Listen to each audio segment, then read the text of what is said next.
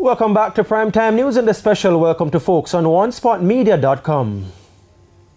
Up first, new school term, same old problems. Heightened concerns this evening about the ongoing teacher shortage in the island. The Jamaica Teachers Association has indicated that the shortage could pose serious challenges for the new school term. So, what is the Education Ministry doing? Kelisha Williams has our story. It was a red carpet welcome for the students of the Constant Spring Primary School in St. Andrew on Monday.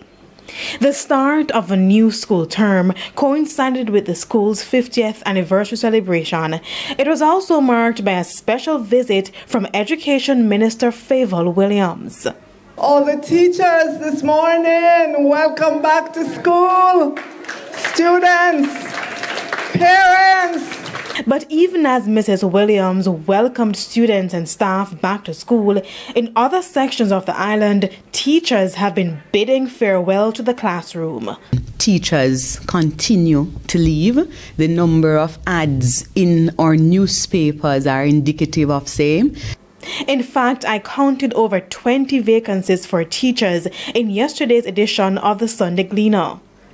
President of the Jamaica Teachers Association, Lasonia Harrison, said she has been trying to gather her own data on how bad the shortage is heading into the new term. To date, we have had 51% of 51 responses, and of that number, they would have recorded 49% having teachers leaving from between 1 to 5 from September of last year, and since December of that number, 32% would have recorded persons who would have resigned.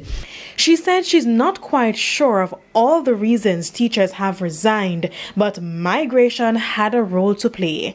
I was also told that some schools in rural areas have it worse.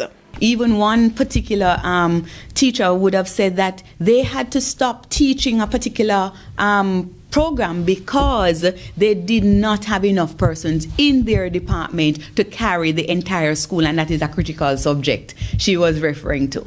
Yes? Mathematics. So now mathematics, English language, and the humanities are the subjects with the most vacancies, which is why there are concerns that exit exams like PEP and CSEC could be impacted. We asked the Education Minister for a response. It's been happening over many years, many decades.